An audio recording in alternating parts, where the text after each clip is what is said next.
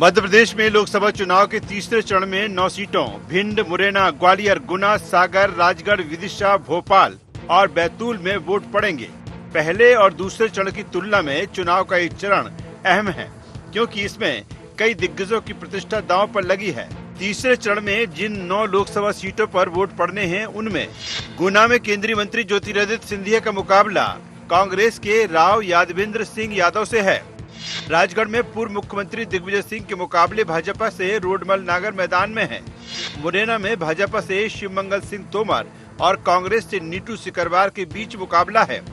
मुरैना में बसपा ने भी रमेश चंद्र गर्ग को टिकट देकर मुकाबले को त्रिकोणीय बनाने की कोशिश की है। ग्वालियर में भाजपा से भारत सिंह कुशवाहा और कांग्रेस के प्रवीण पाठक के बीच मुकाबला है। भिंड लोकसभा सीट में इस बार त्रिकोणीय मुकाबले के आसार हैं। भिंड में भाजपा से संध्या राय, कांग्रेस से फूल सिंह बरैया, बसपा से देवाशीष जरारिया उम्मीदवार है। विदिशा में पूर्व सीएम शिवराज सिंह चौहान के मुकाबले कांग्रेस से पूर्व सांसद प्रताप भानु शर्मा मैदान में हैं। इंदौर में एक तरफा चुनाव की स्थिति बन रही है। यहां कांग्रेस प्रत्याशी ही भाजपा में शामिल हो गया है।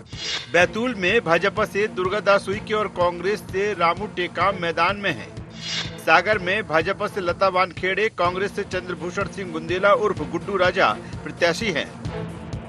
तीसरे चरण की 2 सीटों पर इस बार दोनों दलों का खास फोकस है। इनमें पहली है राजगढ़ और दूसरी गुना। राजगढ़ में भाजपा दिग्विजय सिंह को उनके गढ़ में ही परास्त करने की कोशिश में लगी है। वहीं दिग्विजय सिंह भी अपनी राजनीतिक प्रतिष्ठा बचाने में कोई कोर कसर बाकी नहीं रख रहे हैं। इसी तरह गुना सीट पर कांग्रेस की घेराबंदी के बाद केंद्रीय मंत्री ज्योतिरादित्य सिंधिया इस बार अपनी पूरी ताकत झोंक रहे हैं। इसके साथ ही मुरैना, ग्वालियर और भिंड में विकट लड़ाई दिख रही है। भिंड और मुरैना में बसपा भी लड़ाई को त्रिकोणीय बनाने में लगी है। हालांकि दोनों पार्टियां अपने को तीसरे चरण के रण में बेहतर स्थिति में बता रही हैं।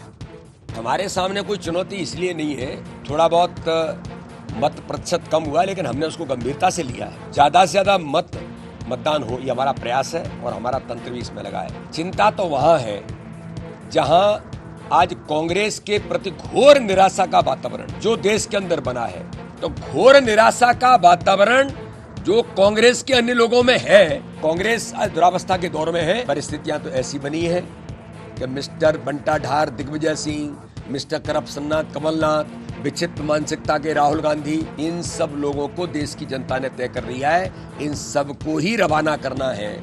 इसलिए इन सबको लगता है कि अनाप शनाप जो करना है करो, हम जा तो रहे ही। तीसरे चरण में तो बीजेपी की समक्ष बहुत कठिन चुनौती कांग्रेस ने पेश की है। मुझे ऐसा लगता है कि हर सीट पर बराबरी की फाइट है और कहीं कहीं कांग्रेस आगे निकलती हुई दिखाई देती है। ग्वालियर की तीनों सीटों पर, ग्वालियर, भिंड और मुरैना पर जबरदस्त फाइट है और तीनों सीटों पर कांग्रेस की बढ़त दिखाई देती है।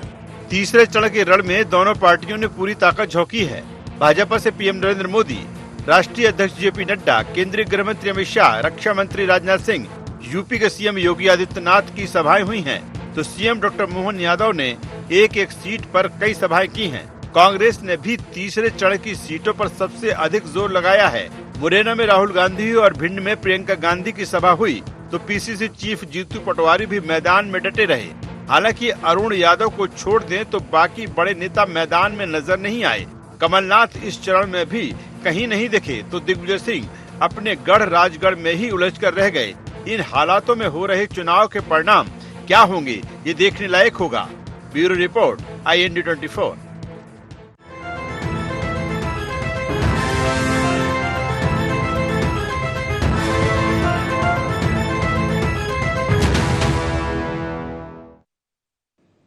नमस्कार, बहुत स्वागत है आपका। इंडिया एजेंडा देख रहे हैं आप। मैं हूं आपके साथ प्रशिता शर्मा। तीसरा रण, जी हां, मध्य प्रदेश में लोकसभा चुनाव के तीसरे रण में 9 सीटों पर भिंड, मुरैना, ग्वालियर, गुना, सागर, राजगढ़, विदिशा, भोपाल और बैतूल में वोट पड़ेंगे। दूसरे और तीसरे चरण की तुलना में चुनाव का ये चरण काफी महत्वपूर्ण माना जा रहा है, क्योंकि इसमें कई दिग्गज ज्योतिरादित्य सिंधिया, दिग्विजय सिंह, शिवराज सिंह जैसे तमाम प्रतिष्ठित नाम दांव पर लगे हैं। तीसरे चरण में इन 9 लोकसभा सीटों पर माहौल बनाने के लिए दोनों ही राजनीतिक दल ने काफी दमखम दिखाया। खास तौर पर ग्वालियर चंबल क्षेत्र की बात की जाए या उन सीटों की बात की जाए तो यहां पर खासा फोकस बीजेपी का भी रहा, कांग्रेस का भी रहा। तो इन 9 लोकसभा सीटों पर किस तरह की राजनीतिक पार्टियों की तैयारियां और कितनी तैयारी और कितनी टफ फाइट होने वाली है, इसी पर चर्चा करेंगे। जान लेते हैं एजेंडा के पॉइंट्स क्या है। कितना विकट है तीसरे चरण का रण? क्या अपने गढ़ में ही घिर गए दिग्विजय सिंह? गुना में ज्योतिरादित्य सिंधिया की घेराबंदी कर पाएगी कांग्रेस? तीसरे चरण के चुनाव प्रचार में कौन पड़ा किस पर भारी? इन्हीं मुख्य सवालों के साथ चर्चा की शुरुआत करेंगे। खास पैनल हमारे साथ जुड़ रहा है। सबसे पहले परिचय आपका करा देते हैं। हमारे साथ डॉक्टर वाणी आलूवालिया जी जुड़ गई हैं, मीडिया पैनलिस्ट मध्य प्रदेश भाजपा, वरिष्ठ पत्रकार अमित शर्मा जी हमारे साथ जुड़ गए। आप दोनों ही मेहमानों का बहुत स्वागत है। डॉक्टर वाणी, सबसे पहला सवाल आप से, तीसरा चरण है, कल मतदान होना है, कितनी टफ फाइट आपको लग रही है और कितनी तैयार है बीजेपी इन सीटों पर?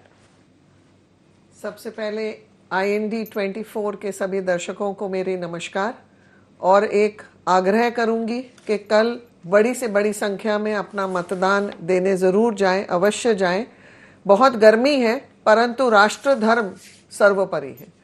और इसके साथ में जो शहीद हुए जवान हैं मध्य प्रदेश की धरती से, मैं उनके परिवारों में संवेदना प्रकट करती हूँ। कोई बहुत बड़ी चुनौती नहीं है कल के 9 लोकसभा के जो चुनाव होने हैं मध्य प्रदेश के तीसरे चरण में, क्योंकि मुझे ऐसा लगता है कि नीति और नियत दोनों बहुत स्पष्ट है भारतीय जनता पार्टी के ओर से। हमारे कार्यकर्ता निरंतर लगे हुए हैं। पन्ना और अर्ध पन्ना जो हमारी इकाई होती है उनको संपर्क सूत्र दिया हुआ है, उन्हें रणनीति बताई हुई है कि कैसे लोगों को इनकरेज करना है, ज़्यादा से ज़्यादा तादाद में लोग निकल के मतदान करें। ये मतदान देश की प्रगति, विकास और विकास के साथ संस्कृति को जोड़ते हुए बहुत ही ज़रूरी है, क्योंकि ये हम जो भी आगे के कदम रखने वाले हैं आने वाले 20 वर्षों के लिए 2047 में विकसित भारत का जो दृश्य देना है, जो हमें धरा पे उतारनी है योजनाएं, उसके लिए ये एक पहल होने वाली है। प्रधानमंत्री जी निश्चित रूप से तीसरी बार प्रधानमंत्री बन के विकसित भारत का जो रूपरेखा है, उसके लिए जो आगे का रोड मैप है, उस पर कदम रखने वाले हैं। और ये इनकी पुरानी रणनीति है गुजरात के चीफ मिनिस्टरशिप के दिनों से कि वो अगले 100 दिन की नीति पहले से तैयार करके, मंथन करके, एक टारगेट बेस्ड अचीव करने के लिए, जो टारगेट अचीव करनी है उसके लिए काम करने के लिए लगे रहते हैं। बहुत श्रम करते हैं हमारे प्रधानमंत्री, और जो उन्होंने पिछले 10 सालों में दोनों चुनावों में जो जो घोषणाएं और वायदे किए थे वो उस पर खरे उतरे हैं। तो प्रश्न हमारे मन में कोई शंका नहीं है। हो सकता है कुछ आंकड़ों में अंतर आए थोड़ा बहुत, वो भी मैं उसके लिए बहुत चिंता नहीं करती हूं, क्योंकि प्रधानमंत्री जी ने जो हमें धरा पर आज जो भारत का निर्माण करके दिया है वो 50 साल में कांग्रेस ने ना कल्पना की थी, ना उनकी नीति थी, ना नियत थी। चलिए ठीक है रमेश जी, इन 9 लोकसभा सीटों का सियासी समीकरण आपसे समझना चाहूंगी। ग्वालियर चंबल खास फोकस राजनीतिक दलों का रहता है और हमें दिखा भी इस बार। कांग्रेस की बात की जाए, राहुल गांधी, प्रियंका गांधी ने जनसभा यहां पर की, बीजेपी तो पूरा दमखम लगा ही रही थी। देखिए, मोटे तौर पर इन 9 सीटों पर इसमें कोई शक नहीं कि कहीं ना कहीं एक कदम आगे भाजपा दिखती है, लेकिन फिर भी बहुत कुछ निर्भर करेगा मतदान के प्रतिशत पर। मतदान का प्रतिशत कहाँ पर कितना होता है, इस पर परिणाम निर्भर करेगा। अगर हम संघर्ष की स्थिति देखें तो संघर्ष के इन 9 सीटों की अगर हम बात करें तो संघर्ष हम राजगढ़ में संघर्ष देख सकते हैं। संघर्ष राजगढ़ में बहुत अच्छी फाइट है। और दूसरा, कहीं ना कहीं ग्वालियर की जो 2 सीट है, मुरैना पर और ग्वालियर पर, वहां पर भाजपा को मेहनत करनी है और वहां पर कांग्रेस भी मेहनत कर रही है। लेकिन फिर भी चूंकि त्रिकोणीय संघर्ष है, अब त्रिकोणीय संघर्ष में मतदाता का रुझान कहां पर होता है, लेकिन फिर भी इन 9 सीटों पर अगर मतदान, सर्वाधिक मतदान की संभावना मुझे कहीं दिखती है तो वो विदिशा संसदीय क्षेत्र में दिखती है।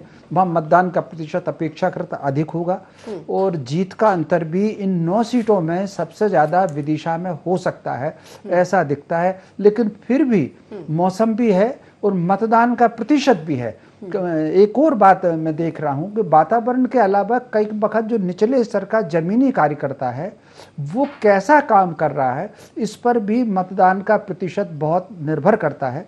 अगर कार्यकर्ता व्यक्तिगत अप्रोच नहीं करता तो जो कमिटेड वोटर होता है वो तो वोट देने जाता है, और कहीं ना कहीं जो फैंस का वोटर होता है वो फैंस का वोटर थोड़ा सा रुक जाता है अगर उसको वोट देने को नहीं कहा जाए। तो बहुत कुछ निर्भर करेगा। अगर मतदान का प्रतिशत बढ़ेगा तो स्वाभाविक रूप से मतदान का बढ़ा हुआ प्रतिशत भाजपा के पक्ष में रहेगा, और मतदान का प्रतिशत अगर कम होता है तो भाजपा को उससे नुकसान है। लेकिन फिर भी दिलचस्प चुनाव, राजगढ़ संसदीय क्षेत्र में दिलचस्प चुनाव है जी। बिल्कुल, मत प्रतिशत ने तो चिंताएं बढ़ा ही रखी राजनीति में। ठीक है, हमारे साथ कांग्रेस के प्रवक्ता अमित शर्मा जी जुड़ गए। बहुत स्वागत है आपका अमित जी। सबसे पहला सवाल यही है कि तीसरे चरण को लेकर वोटिंग है 9 लोकसभा सीटों पर, क्या तैयारी है कांग्रेस की? वाणी जी का तो कहना है कि कोई चुनौती नहीं है कांग्रेस हमारे सामने, और विकास के मुद्दों पर हमने पूरा चुनाव लड़ा है और आगे भी लड़ रहे हैं। देखिए, जब कोई भी किसी भी राजनीतिक दल का व्यक्ति ये कहने लग जाए कि हमारे सामने कोई चुनौती नहीं है, तो निसंदेह उसमें कहीं ना कहीं या तो वो ओवर कॉन्फिडेंस में है या जमीनी हकीकत कुछ और है। वो सिर्फ मोदी के चेहरे पर 400 पार की बात कर रहे हैं, लेकिन जनता धीरे धीरे जब पहले और दूसरा चरण का चुनाव हो गया और जब हम तीसरे चरण के चुनाव की तरफ से हर राजनीतिक दल बढ़ रहा है, तो कहीं ना कहीं मुद्दों पर, कहीं ना कहीं कोई हकीकत पर, महंगाई पर, इन सारे मुद्दों पर काम आ रहा है। और ये बात लोग प्रश्न कर रहे हैं, चाहे जैसे भोपाल में आलोक शर्मा जी की बात है, लोग प्रश्न कर रहे हैं अगर आलोक शर्मा भोपाल के चुनाव लड़ रहे हैं, ठीक है, मोदी जी के चेहरे पर वोट देने की बात भारतीय जनता पार्टी कर रही है, लेकिन निसंदेह आलोक जी के साथ आज कोई खड़ा नहीं है जो वरिष्ठ नेता पे पहले जब वो शिवराज सिंह चौहान जी महापौर के चुनाव में खड़े थे।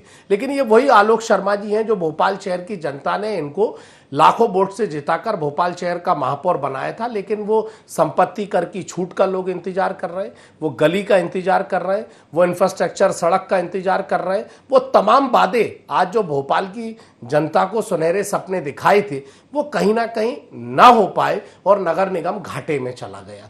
ये कलंकित है। और जवाहरलाल नेहरू अर्बन मिशन योजना के तहत जो 2153 करोड़ रुपए मिले थे उसमें 872 करोड़ रुपए कृष्णा गौर जी और उसमें 944 करोड़ रुपए का काम जो है आलोक शर्मा जी के माध्यम से हुआ। लेकिन स्मार्ट सिटी पे जो आलोक शर्मा जी के माध्यम से लोगों को, कर्मचारियों के बेघर करे गए, लोगों को कई लाखों पेड़ काटे गए, और ये सारे मुद्दे जो जवाब हैं वो शायद भारतीय जनता पार्टी के प्रत्याशी नहीं दे पा रहे। लोग स्मार्ट सिटी की चिंता कर रहे हैं, देख रहे हैं कहाँ स्मार्ट सिटी बनी है। तो इस तरह से आज राजगढ़ की बात है, रोडमल नागर जी के पास कोई रोड मैप नहीं है। वो भारतीय जनता पार्टी के कारण चुनाव जीत गए थे पिछले बार, लेकिन अब जब दिग्विजय सिंह जी वहां चुनाव लड़ने पहुंचे तो रोडमल नागर जी को पता चल रहा है कि भारतीय जनता पार्टी और कांग्रेस पार्टी में कैसा चुनाव है। आज मुरैना की बात करें, आज हम तमाम लोकसभा की बात करें, निसंदेह कांग्रेस पार्टी के जो अध्यक्ष हैं हमारे आदरणीय जीतू पटवारी जी ने, उन्होंने कार्यकर्ताओं को करीब 35,000 बूथों पर बात कर जूम के माध्यम से कहा कि कार्यकर्ता लोगों को घर से निकालें, लोगों से आग्रह करें, इस लोकतंत्र को मजबूत करें, संविधान को बचाने का प्रयास करें। और ये सारे काम जब हो पाएंगे जब मतदाता घर से निकलकर वोट डालेगा। निसंदेह कांग्रेस पार्टी पूरी ताकत के साथ लोगों को कल निकालेगी और एक स्वतंत्र लोकतंत्र और अच्छी सरकार बनने के लिए वोट मतदान कराने का प्रयास करेगी। चलिए ठीक है, वाणी जी, राजगढ़ सीट की बात की जाए तो टफ फाइट तो नजर आ रही है, लेकिन क्या लग रहा है दिग्विजय सिंह को घेरने में बीजेपी कामयाब हो रही है? बिल्कुल हो रही है, कोई संदेह नहीं है। दिग्विजय सिंह वो नेता है जिन्हें कांग्रेस सरकार में जब थे उसके बाद यही की जनता ने उनको खदेड़ अलग किया था। जो स्थिति थी मध्य प्रदेश की जब दिग्विजय सिंह जी चीफ मिनिस्टर थे, बहुत लंबे कार्यकाल के लिए थे वो, हम भी और आप भी यहीं के रहने वाले हैं, हम भी जानते हैं कि बिजली, पानी, सड़क बहुत बड़े मुद्दे थे, हमारे व्यापार बहुत बड़े मुद्दे थे, शिक्षण संस्थाओं के बहुत गंदे हालत थे। आज हम उन सब गड्ढों से निकलकर आगे आए हैं। रही बात कांग्रेस पार्टी, तो कांग्रेस पार्टी जो बार बार रोना करती है, अपने डायलॉग जो डिबेट्स के हैं वो तो ये अध्ययन बहुत अच्छे से करते हैं, पर राष्ट्र के मुद्दों पर इनका अध्ययन कमजोर पड़ जाता है। 2014 और 2019 के मुकाबले ये तो पूरी सीटें भी नहीं लड़ रहे हैं और ये बात करते हैं सरकार बनाने की। जो इनका इंडिया अलायंस है उसमें सारे नेता जितने हैं, सोनिया गांधी से लेकर ममता बनर्जी, जितने अखिलेश यादव, सबके ऊपर कोई ना कोई बड़े घोटाले की आरोप है। यहां तक कि सोनिया गांधी और राहुल गांधी भी बेल पर बाहर हैं। अब रही बात हमारी, जो हमने काम किया है धरा पे सबको दिख रहा है। डिफेंस सेक्टर में हम इंपोर्ट करते थे, भीख मांगते थे। हमारे पास अगर युद्ध का एक बहुत बड़ा संकट आ जाता तो हमारी तैयारी नहीं हो सकती थी। आज हम आत्मनिर्भर हैं। आज सड़क, रेलवेज, एयरपोर्ट्स, इंफ्रास्ट्रक्चर में हम एक बहुत बड़ी इकोनॉमी के रूप में प्रस्तुत हैं पूरे विश्व के सामने। 11वें स्थान पर थे, तीसरे स्थान पर, 5वें पे पहुंचे, तीसरे पर, और अगले 5 सालों में निश्चित रूप से पहुंचेंगे। वाटरवेज, रोडवेज, उनका विस्तार, नवीनीकरण, अंडर वाटर रोडवेज, ट्रेनों में नई ट्रेनों का जुड़ना, हमारे पास कॉलेजेस की संख्या, मेडिकल कॉलेजेस, एम्स कितने हैं आज पूरे देश में, कितने थे, उनमें मध्य प्रदेश में कितने हैं, भोपाल में एक है। बच्चों को स्टार्टअप्स, आत्मनिर्भर महिलाएं और बच्चे जितने हमारे युवा हैं आत्मनिर्भर बने। कांग्रेस बार बार ये कहती है कि हमारी बेरोजगारी, पर कैपिटा इनकम IMF द्वारा दी हुई आंकड़ों में बढ़ी हुई है। हमारे पास जो GDP है वो 6.8 है, इससे अच्छी कभी नहीं थी। सबसे महंगा मनमोहन सिंह के कार्यकाल में था। हमारा फॉरेक्स रिजर्व बहुत स्टेबल है, 600 अरब से ज्यादा। हमने तो सोना गिरवी रखा था एक जमाने में राजीव गांधी की सरकार में। इसके अतिरिक्त मैं और आपको गिनवा देती हूं, बहुत बड़े मसले हमने सॉल्व किए। 370 धारा अलग होने से, मैं एक बहुत छोटा सा आंकड़ा आपको देती हूं। जम्मू कश्मीर के, चलो हमने संविधान में जो भी संशोधन किया है और उसको एक भारत का अंग ये है और रहेगा, बट आपको मालूम है वहां पर जो दलित जनसंख्या थी वो सफाई कर्मी से ऊपर ही नहीं उठ पाई थी 50 सालों में। कम से कम उनके बच्चे कॉलेजेस में प्रवेश कर कोई अच्छी शिक्षा तो प्राप्त कर सकते हैं, वो कम से कम मेन फ्रंट में तो आ सकते हैं। वंचित थे वो लोग। क्या ये अन्याय है? और कांग्रेस तो बात करती है कि 370 वापस लाना है, तो हम पर्सनल लॉ पे जा रहे हैं देश का संचालन करने, कि हम भारत के संविधान पे जा रहे हैं और बात करते हैं ये धज्जियां उड़ाने की, संविधान की भ्रम फैलाने की राजनीति है। ठीक है, हमें जवाब दीजिए। देखिए, भारतीय जनता पार्टी की जो विद्वान बहन है वो बात कर रही है राष्ट्र की नीतियों की।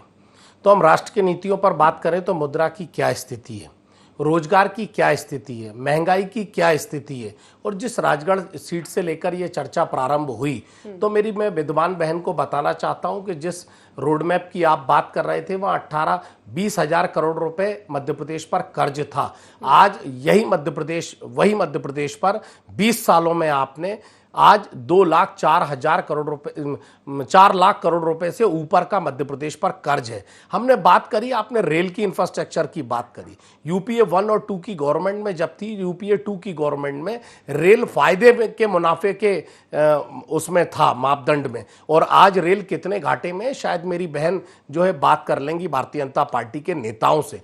दूसरी बात आपने बात करी कि किस तरीके से गरीबी रेखा का मापदंड, जो नीचे जीवन यापन कर रहे हैं, जो 450 रुपए में अपना जीवन यापन पर डे कर रहे हैं, वो गरीबी रेखा से ऊपर हो गए। IFM और तमाम सरकारी एजेंसियां, उनकी रिपोर्ट्स आप उठा के देख लीजिए। मेरी बहन ने उन शब्दों का जरूर उपयोग करा, लेकिन उनकी रिपोर्ट्स पढ़ लीजिए कि आज 25 करोड़ लोगों को गरीबी रेखा से ऊपर करने का मामला करा, लेकिन आज हमारे देश में वो 450 रुपए पर डे कमाने पर नियमित हैं। मैं कहना चाहता हूं, हम किस उसकी बात कर रहे हैं, कांग्रेस बात नहीं कर रही। आज हम रिपोर्ट देख ले, जो महिलाओं पर अत्याचार हो रहा है, मध्य प्रदेश में आदिवासियों पर अत्याचार हो रहा है, हम किस उसकी बात कर रहे हैं? हम बात करें महंगाई पर। और अगर ये सारे मापदंड होते और मोदी जी की सरकार इतना अच्छा काम कर रही होती 400 पार की, तो क्या प्रधानमंत्री जी को मंगलसूत्र की बात आती? क्या बार बार प्रधानमंत्री जी जिस राहुल गांधी को कुछ नहीं समझते उसको बार बार हर सभा में शहजादा शहजादा करने की आवश्यकता पड़ती? कहीं ना कहीं वो शहजादा जो आप शहजादे के रूप में काम कर रहे हो 10 साल में, और उसने आम आदमी के रूप में जो आपको चुनौती देने का काम किया है, ये आपको याद दिला रहा है बार बार शहजादे की। अगर शहजादे की चिंता ना करें आप तो जवाब दें कि बेरोजगारी का क्या है, आप जवाब दें पेट्रोल की बात। आपने स्मृति ईरानी जी और देश में तमाम भारतीय जनता पार्टी के लोगों ने कहा था मोदी की सरकार, मोदी है तो मुमकिन है। क्या 65 रुपए से 100 रुपए पहुंचाना मुमकिन है? क्या 65 रुपए से दाल 210 रुपए पहुंचाना मुमकिन है? आज राष्ट्रहित की बात करते हैं और इन्होंने डिफेंस की बात करी मेरी बहन ने। तो याद करिए, शब्दों में बातें करना आसान है, लेकिन विद्वान हमारे वरिष्ठ पत्रकार महोदय बैठे हैं, यही डिफेंस पर आप पार्लियामेंट में चिल्लाते रहे बोफोर्स बोफोर्स, और कारगिल के युद्ध में अगर बोफोर्स नहीं होती तो आप उल्टे मुंह नीचे पाकिस्तान से गिरते। इसीलिए कांग्रेस का है। सुप्रीम कोर्ट में आ गया बोफोर्स का कोई घोटाला नहीं। आप जानकारी ले लीजिए, अरे आप जानकारी ले लीजिए, बोफोर्स का तो कोई घोटाला ही नहीं निकला। और कारगिल के अंदर अगर वो बोफोर्स नहीं होती तो आप अटल बिहारी वाजपेयी जी का खुद भाषण है संसद के अंदर कि आज कारगिल युद्ध में बोफोर्स से हमारी सेना कामयाब हुई। इसीलिए छींटाकशी करने से हम 10 साल के अंदर 50 साल की गिनती करें जो देश में लाल गेहूं खाते हैं, IIFM, एम्स, भेल, तमाम और रोजगार के संसाधन इस देश को एकजुट करने का काम करा। वो 10 साल में भारतीय जनता पार्टी, प्रधानमंत्री मनरेगा पर हंसी उड़ाने वाले व्यक्ति आज मनरेगा पर तारीफ लेने की बात कर रहे हैं। ठीक है रमेश जी, आपको क्या लग रहा है क्या मुद्दे प्रभावी, क्योंकि गूंज राष्ट्रीय मुद्दों की ही ज्यादा है अगर हर एक लोकसभा सीट पर भी हम अगर बात करें तो? देखिए, मोटे तौर पर इसमें कोई शक नहीं कि कोई एक मुद्दा किसी चुनाव को कभी प्रभावित नहीं करता। जिस तरीके से हर व्यक्ति की अपनी पसंद होती है, प्रकृति जो विविधता से भरी है, सबका चेहरा अलग है, बोलने का तरीका अलग है, पसंद नापसंद अलग है, ठीक उसी प्रकार ये जो परिवर्तन है, ये विभेद जो है वो चुनाव में भी काम करता है। कोई एक मुद्दा कभी किसी चुनाव में काम नहीं करता। अपवाद स्वरूप कुछ चुनाव ऐसे हुए हैं, जैसे 77 का चुनाव हो, 71 का चुनाव हो, जहाँ किसी एक मुद्दे ने काम किया। बाकी चुनाव में, मान लीजिए इस चुनाव में मुझे जो लग रहा है कि 50% मतदाता निश्चित रूप से राष्ट्र और संस्कृति को ध्यान में रख करके वोट देगा। 10 से 15% मतदाता सरकार के कामकाज को ध्यान में रख करके वोट देगा। लगभग 10% मतदाता अपने उम्मीदवार की सक्रियता को देख करके वोट देगा। लगभग 10% मतदाता उससे अप्रोच कितनी की है, क्या उसके घर में कार्यकर्ता उसको बुलाने गया है किसी पार्टी का, और उसने गया है तो किस तरीके से उसने वोट दिया है, इस तरीके से ये जो वोट देगा। बाकी फिर जो और है वो तात्कालिक देकर के भी कई बार वोट बदल जाता है। घर से आदमी किसी को वोट देने निकलता, मौके पर किसी को वोट देता।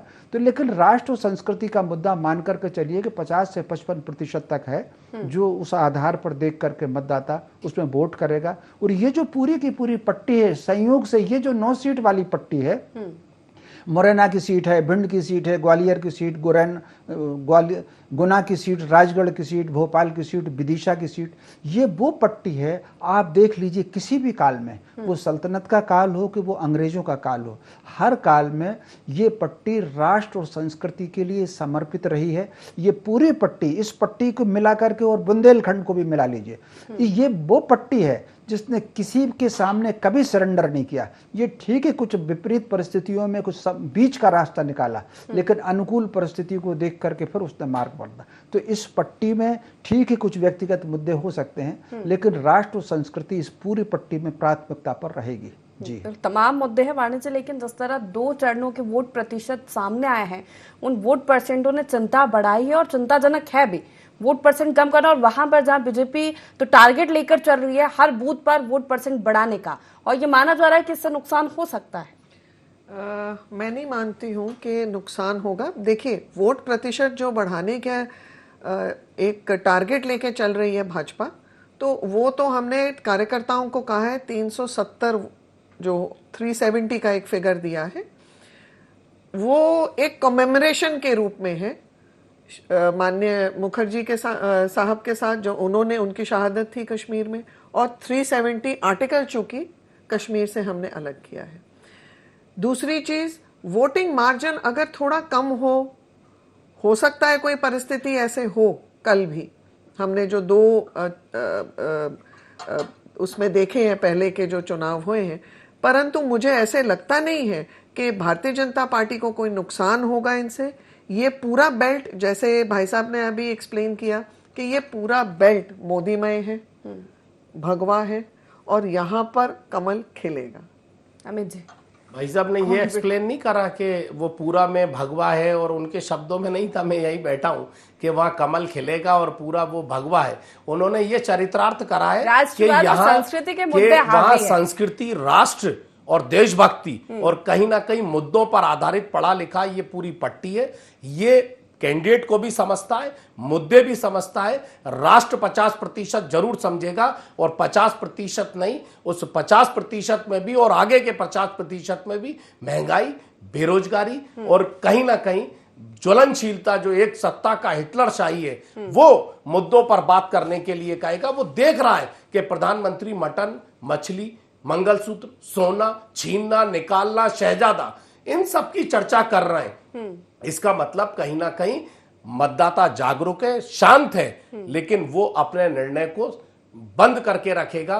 कल 7 तारीख की मतदाता सूची में जो वो वोट देने जाएगा, राष्ट्र का भी निर्माण करेगा और सही व्यक्ति का चयन करेगा। मैं कहना चाहता हूं, लेकिन वोट परसेंट को लेकर क्या, देखिए वोट परसेंटेज मैंने बताया कि भारतीय जनता पार्टी कि आपके कार्यकर्ता लोगों तक नहीं पहुंचे, जिस वजह से लोग घर से बाहर ना हमने पहले कहा, भारतीय जनता पार्टी ने कहा हमारा तो 40.2% वोट विधानसभा में था और 42.4% वोट भारतीय जनता पार्टी का। भारतीय जनता पार्टी ने 8% वोट बढ़ाने का काम करा। यही बीडी शर्मा जी और पूरी भारतीय जनता पार्टी ने कहा कि हम वोट परसेंटेज को 2019 की तुलना में 65 और 70, धारा 370 जैसे हटाइए, ऐसे हर बूथ पर 370 वोट बढ़ाने का काम करेंगे। सीधी में चुनाव हुआ, 3.25 लाख वोट कम पड़े। आज पहले चरण का चुनाव देख लीजिए तो भारतीय जनता पार्टी सिर्फ टीवी देख के 400 पार कर रहा है और निश्चित होकर बैठा है। 9 लोकसभा सीटों पर तैयारी दोनों ही राजनीतिक दलों की दिख रही है।